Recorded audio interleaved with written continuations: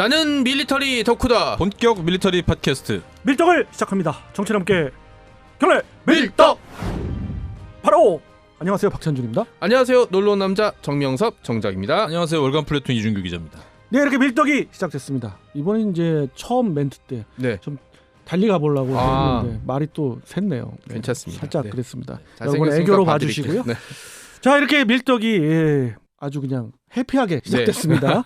자, 밀떡 이번 시간은 만약의 시간이죠. 만약의 시간인데 항상 요즘 보면 만약에가 기상천외한 만약에가 맞습니다. 돼가고 있습니다. 오늘은 어떤 기상천외한 만약의 시리즈인가요? 오늘 준비할 주제는 어떻게 보면은 사람들의 폐부를 관통할 96년도에 항모가 도입됐다면으로 해보겠습니다. 항모가 도입하려고 했었던 적이 있어요? 최근 말고? 그러니까 96년도에 소위 얘기한 사람들이 김영삼 항모라는 게 사실 현대중공업의 모형에 한번 뜬 적이 있어요.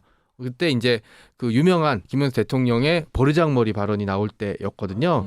그래서 일본이랑 사이가 좀 독도가지고 발언이 나왔을 때 그때 사람들이 좀 쇼크를 받았던 게 독도를 놓고 일본과 전쟁을 벌이면 우리 해공군은 전멸당한다. 제대로 가지도 못한다라는 게 한번 이슈가 많이 됐었고 김영삼 대통령이 해군참모총장을 불러다가 그런 방법이 없냐라고 했을 때 해군참모총장이 제안했던 건 항공모함, 경항보호를 도입해서 동해의 제해권을 장악하면 된다라고 제안을 해서 그때 해군참모총장의 주장으로는 김영삼 대통령이 약 2만 톤급의 경항모와 20여 기의 수직 이착륙기를 도입하라라고 이제 지시를 내렸었던 적이 있습니다. 물론 국방부와 합참 쪽의 반대로 인해서 뭐 다음에 예산이 바로 잘리고 IM4 오고 이러면서 이제 흐지부지 되긴 했지만 그 당시에는 좀 진지하게 항공모함의 도입이 좀 추진됐었죠. 네. 그럼 당시에 그 2만 톤급 그 네. 제시했던 그런 스펙에 맞는 네. 그 항공모함은 네. 어떤 기종이 있었을까요? 그러니까 두 가지 기준이 있었어요. 2만 톤급이란 얘기, 그 다음에 20여 기의 수직 이착륙기.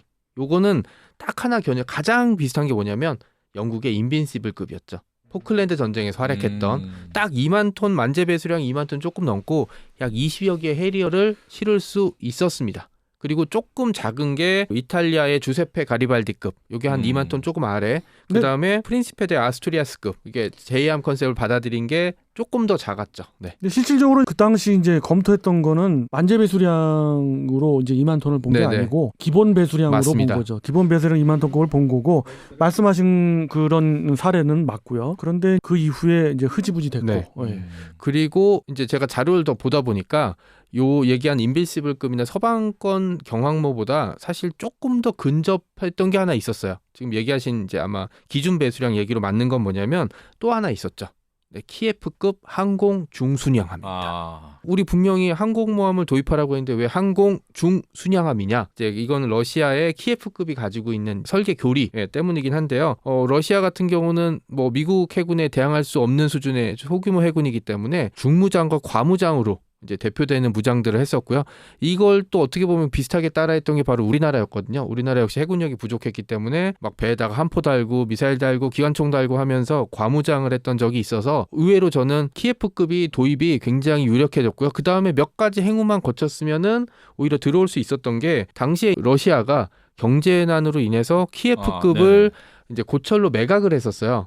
그래서 우리나라에 와서 민스크가 우리나라에 들어왔었고요. 그다음에 중국으로도 팔려갔었고 노보로시스크도 들어왔었고 이렇게 들어왔는데 지금 말씀 주셨던 걸 조금 부연 설명을 해드려야 될 것 같은데 우선 그 키예프급 항공 중순양함은 말이 이제 항공 중순양함이지 이제 헬기형 항공모함이다라고 그렇죠. 볼 수 있고요. 고정익도 물론 운영이 되고요. 수직 이착륙한 고정익이죠. 근데 이제 이 클래스는 총 이제 4척이 건조가 맞습니다. 됐어요. 그래서 1번함 키예프, 그다음에 2번함이 이제 민스크, 그리고 3번함이 노보로시스크인데 이제 4번함은 이제 바쿠고요. 네. 근데 이제 그 중에서 이제 2번함과 3번함이 고철로 우리나라에 들어오게 됐습니다. 그걸 이제 말씀하시는 거고요. 들어왔는데 이제 중요한 장비들은 당연히 뛰어갔겠지만 갑판에 있었던 그 페인트 성분만 분석해도 큰 도움이 됐었다고 하더라고요. 그리고 원래는 그냥 들어오려고 했었는데 이거를 알아차린 일본과 중국에서 쌩 난리를 치면서 이제 러시아가 조금 더 뜯어내는 바람에 좀 그러긴 했지만 그 배 자체로서도 어떻게 보면은 우리로서는 아무 기반이 없는 상태에서 항공모함을 이때 가져다 놓고 씹고 뜯고 맛보고 할 수 있는 기회였었기 때문에 그래서 당시 뉴스 리포트 길게 나왔던 기억이 맞습니다. 납니다. 네. 그러니까 요 항공모함을 그냥 가지고 들어왔다면 마침 또 불검 사업도 하고 있을 때였거든요. 그러니까 가지고 들어왔다면 러시아는 반대할 일이 사실 없었죠. 어떻게 보면 이제 그 경제난 한 방에 해결할 수 있는 문제도 있었고 그래서 그리고 이제 김영삼 항모라고 이제 우리가 통칭했던 당시에 현대중공업에 나왔던 모형이 있는데 요 모형은 사진을 딱 보면 그냥 키예프급이에요. 경사 간판 옆에 있고 함수에 그 함포랑 그다음에 수직 발사관 있고 그런 형태였기 때문에 만약에 이때 항공모함을 도입 이제 여러 가지 정치적 경제적 이유를 제외하고 그냥 도입했다면 저는 인빈시블급이나 이런 서구권 경항모보다는 키예프급이 될 가능성이 굉장히 높았다고 봅니다. 근데 한 가지 문제가 있어요. 그 해리어 수직 이착륙기 해리어를 들여올 수 있는데 만약에 러시아제 키예프급을 들어오면 해리어를 거기다 운용할 수는 없거든요. 완전히 장비가 다르기 때문에. 그러면 그 악명 높은 야크 38을 운영해야 돼요. 네, 수직 이착륙기 중에 그런 유명한 애 있어요. 훈련을 해서 항공기를 떠야 되는데 6대가 전부 다 고장난 거예요. 성능이 하도 시원찮아서. 그러니까 조종사들이 모여서 신의 가호다고 파티를 열었대요. 이게 뜨면 떨어지고 예, 유명한 얘기가 북해에서 훈련하는데 갑자기 멀쩡히 날던 야크 38에 불이 붙어서 추락해버렸어요. 항속거리도 짧고 고장도 네. 많고 그다음에 수직 이착륙 엔진이 따로 달려있죠. 그렇죠. 그런 바람에 무장도 시원찮고 그다음에 떨어져서 누가 구축했냐. 근처에서 지켜보던 나토 구축함이 구출해줬어요. 뭐 이런 적이 있었기 때문에 도입 가능성은 이제 이쪽이 높았지만 들어오게 되면 잘못하면 야크 38이나 후속기인 야크 141 들어오게 되면 공군이나 그렇죠. 해군 진짜 골머리 앓았을 것 같아요. 사실 네. 스톨형이나 스토박급 그런 형태의 이제 항공모함들을 관심을 갖지만 그럼에도 불구하고 어려운 부분 중에 하나가 수직 이착륙형 그 항공기가 많지가 않고 지금으로 볼 때는 F-35B밖에 없었기 때문에 네. 여러 가지 이제 문제가 되고 있는 거죠. 하물며 그 시절에는 어땠겠느냐? 해리어였습니다. 그리고 그거보다 더 심각했던 것이 야크 38이었죠. 38이었죠. 이런 문제들이 있었고 그다음에 아시아에서 가장 먼저 항공모함을 도입했던 대표적인 거 동아시아 기준으로 이 태국이 있었죠. 차크리 나로에베크스를 들여왔지만 여러 가지 운영 노하우도 부족했고 그다음에 그 비용도 없었고 그다음에 아무런 기반 준비가 없었기 때문에 지금은 그냥 계류시켜 놓고 있는 수준이 됐었습니다. 물론 우리가 도입하게 되면 그 정도 수준으로 되진 않았고 나름대로 열심히 잘 써먹긴 했었지만 호위 세력도 좀 부족했고요. 이때 같이 도입하려고 했던 게 2012년까지 항공모함 한 척, 구축함 6척. 당연히 이제 항공모함을 호위하려는 세력이겠죠. 그게 이제 2012년 기준이었기 때문에 이때 들어왔어도 우리가 만족할 만하게 쓰지는 못했을 것 같아요. 아니면 막대한 비용이 들어서 해공군의 허리를 휘게 만든다든가. 하지만 나쁘지 않았던 점은 뭐냐면 일단 항공모함을 도입하게 되면 이 항공모함을 버리진 않을 거 아니에요. 항공모함 들어왔는데 이걸 후계함을 들여오겠지 항공모함 들여왔다가 이제 없애진 않을 테니까 항공모함에 관한 운영 노하우라든지 아니면 운영 체계는 현재까지 이어져서 그 다음엔 당연히 국산화의 길을 걷겠죠. 2010년이나 2020년대쯤에 국산 항공모함을 도입했다면 지금쯤 우리는 항공모함 한 척이나 두 척 정도를 운영하고 있지 않았을까라는 생각. 그러면 이제 북한과의 이런저런 문제가 생겼을 때 좀 더 적극적으로 나설 수 있었겠죠. 예. 그럼 당시 96년도에 네. 키예프급 관련해서 네. 항공모함이 어쨌든 도입이 됐다. 네. 이게 만약의 시리즈의 이제 근본이잖아요. 그렇죠. 핵심이죠. 예. 만약에 도입이 됐다면 그 이후에 이제 1년의 사건 사고들이 있을 거 아니에요. 주변국들과의 그렇죠. 그런 네. 막 갈등 같은 것도 있을 것이고 과연 어땠을까요? 일단 96년도에 들어왔다고 바로 사용하지 못했을 거고요. 중국의 랴오닝함처럼 한 몇 년 동안의 개장 기간은 거쳤을 거예요. 네, 그러면 2000년대 한 초반 정도, 그 정도에 이제 그 함대를 운영할 수 있는 수준이 된다면 2000년대 이후에 이제 우리 주변에 둘러쌌던 각종 사건 사고들 있잖아요. 그런 사건 사고들이 투입이 됐겠죠. 네. 특히나 2002년도에 연평해전이 맞습니다. 있었잖아요. 네. 과연 어떤 영향을 미쳤을까요? 그 연평해전 자체 만약에 우리 대비를 해서 그때 항공모함이 서해에 들어가 있었다면 북한은 조금 더 신중해졌겠죠. 아니 사실 많이 신중해졌을 거예요. 항공모함에서 바로 항공기가 떠서 자기네들 위로 오게 됐다면 초계를 하고 있었다면 쉽사리 시도를 못했겠죠. 초계도 그렇고 이제 대잠 작전을 굉장히 빨리 벌일 수가 있었던 이유 중에 하나가 대잠 헬기들이 그렇죠. 지상 기지에 있어서 준비를 하고 출격을 하려면 상당한 시간이 또 필요하거든요. 근데 바로 키예프급 항공모함에 탑재돼 있던 대잠 헬기들 말하자면 링스겠죠. 링스가 이제 바로 출격을 하게 된단 말이에요. 그러면 어쩌면 연평해전에서 결과가 달라질 수도 있죠. 대잠도 잡고 그리고 대잠 헬기에 탑재되어 있는 소형 대함 미사일로 격침시킬 수 있었겠죠. 예. 네. 그리고 시간이 좀 지나서 2010년도에 연평도 포격도 있었잖아요. 그렇죠. 관련해서는 그러면 그때는 과연 우리가 항공모함이 있었을 때 어떤 식으로 대응을 했을지. 두 가지 방법이 있었는데 하나는 이제 포격을 일으킨 그 백령도와 인근 지역을 무력으로 시위를 하면서 북한을 괴롭히는 방법이 하나 있고요. 왜냐면 우리도 거기서 항공기 띄워서 북한 이제 영공으로 진입했다가 나왔다 진입했다 나왔다 하면 북한도 이제 진이 빠지는 거죠. 그다음에 또 하나는 반대로 동해 쪽으로 들어가게 되면 동해는 좀 더 항공모함이 운영하기 좀 넓은 수심과 유역이 있기 때문에 여기선 좀 더 적극적으로 이게 항상 문제가 되는 게 상대방이 휘두르만큼 우리도 때려줘야지 상대방도 쉽게 못 움직이는데 항상 지금 그게 잘 안 됐잖아요. 그러니까 북한 지역에 아픈 장소를 하나 찔러서 뭐 기뢰를 살포한다든지 아니면 대잠 작전을 해서 북한 영해 내에 이제 북한 잠수함들을 강제로 부상시킨다든지 아니면 특정 지역에 북한 해군이나 이제 항공기 움직임들을 차단시켜 버리는 이번에 발목을 딱 잡는 네. 거군요. 중국이 이제 대만을 포위하는 식으로 하면서 비행 금지 구역이랑 항해 금지 구역을 설정해 버렸잖아요. 그러면서 거의 대만을 포위해 버렸고 요건 앞으로 중국이 진짜 알뜰하게 잘 써먹을 거예요. 그러니까 그런 방식으로 우리도 북한 지역에 활동 금지구를 우리가 임의로 설정해 버려서 여기로 들어오는 배나 비행기는 우리가 무조건 민간이든 뭐든 가리지 않고 격추시켜 버리겠다. 딱 라고 베트남 해버려서 때 미해군의 그렇죠. 해상 차단 작전 같네. 그게 지금은 좀 불가능하지만 만약 항공모함이 있다면 조금 더 적극적으로 작전을 할 수 있고 우리가 좀 강하게 나가버리면 사실 중국이 이제 북한한테 좀 진정하라고 하겠죠. 북한이 날뛰는 건 사실 중국도 바라지 않기 때문에. 네.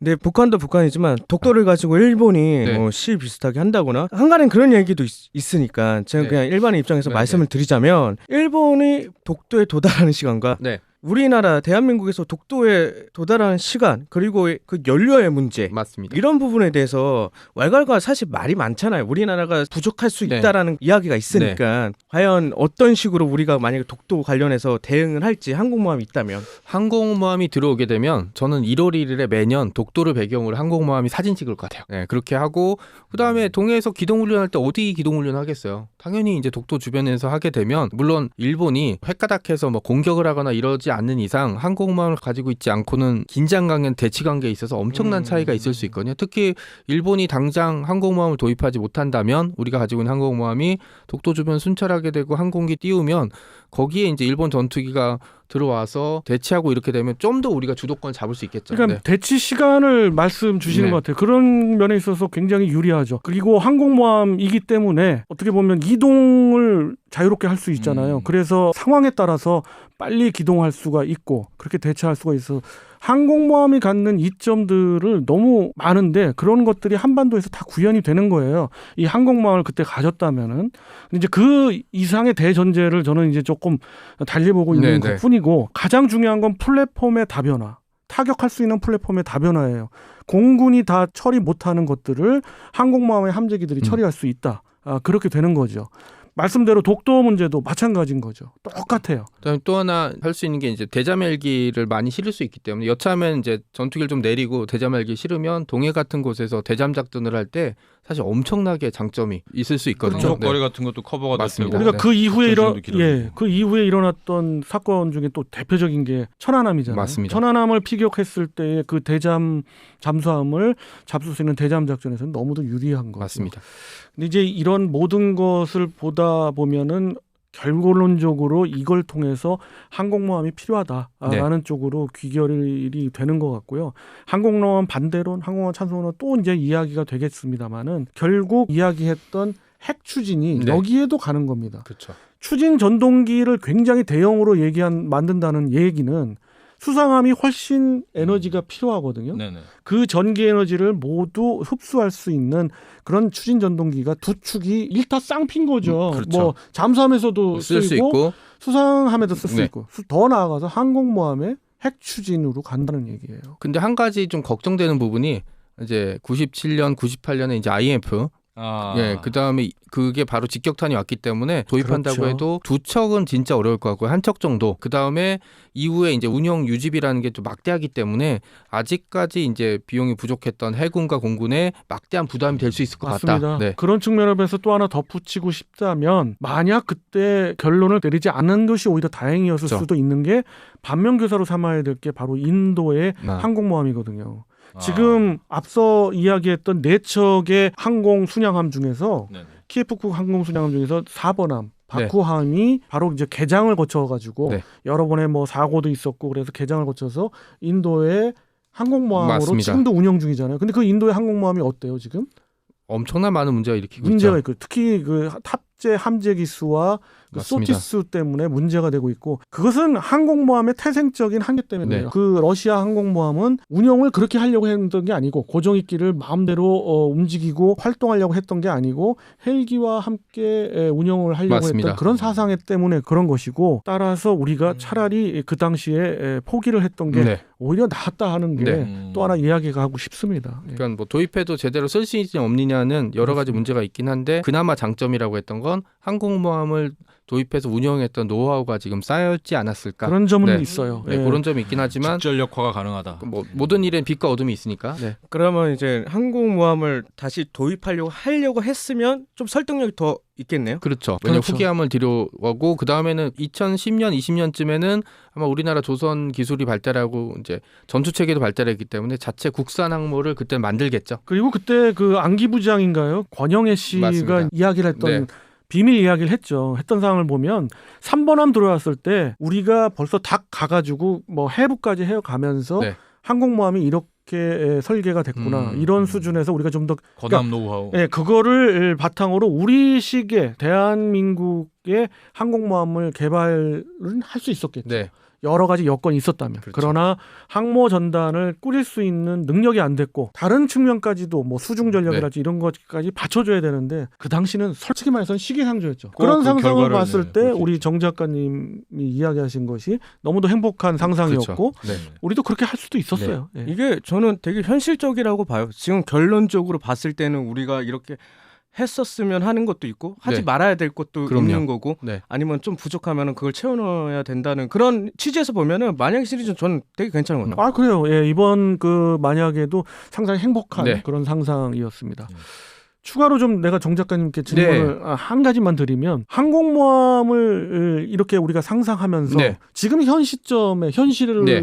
다시 우리가 돌아와서 정신 차리고. 예 네. 봤을 때 진짜로 이걸 통해서 느낄 수 있는 것 중에 하나는 뭘까요? 저는 이제 한 가지가 느껴지는데 제가 느낄 수 있는 거는 사람들이 이제 뭔가를 진행하거나 꿈을 꿀 때 여러 가지 현실적인 제약들이 있어요. 그러니까 뭐 돈, 그 다음에 우리가 할 수 있느냐, 그 다음에 이걸 왜 필요해 같은 여러 가지 얘기들이 있는데 항공모함 같은 경우는 그 경계선에 있는 거죠. 핵잠수함과. 근데 이게 그냥 생각은 그때 한번 질러봤으면 어땠을까? 라는 생각도 한번 좀 해봤고 그런 거를 한번 후퇴했기 때문에 지금도 우리가 항공모함을 좀 더 목마르게 생각하지 않았나 라는 생각도 좀 해봅니다. 네. 필요하면서 대한민국의 국력이 지금 종합국력이 현재 10위입니다. 세계 10위. 많은 국가에서 항공모함을 운영하지는 않죠. 그러나 우리의 어떤 국력이나 지위를 봤을 때 불가능한 것만은 아니고 그렇죠. 이왕 보유를 한다면 중형 항모가 날 거냐 경항모가 날 그렇죠. 거냐도 생각을 고민 있게 해봐야죠. 봐야 되는 네. 이런 걸 통해서 알 수 있고 한 가지 이렇게 저렇게 생각해도 결론 중에 내릴 수 있는 건 하나는 역시 항공모함은 필요하다입니다. 예. 이렇게 내릴 수밖에 없고요. 언젠가일지 모르겠지만 바다 위의 네. 항공기지. 그렇죠. 그런 의미에서 민스크함과 노브로시스크 함이 네. 들어왔을 때의 우리의 바라보는 시각 네. 그 예전의 시각이 네. 다시금 이제 오버랩되면서 맞습니다. 시사해 주는 바가 크네요. 네. 예. 자 이렇게 이번 시간 만약의 전쟁사를 마무리하고요. 다음 시간 또 다른 재미난 이야기로 찾아뵐 것을 여러분께 약속드립니다. 그리고 여러분과 헤어질 시간이 됐네요. 예. 건강하시고 다음 시간 다시 찾아뵙도록 하겠습니다. 청취자 여러분께 경례 밀떡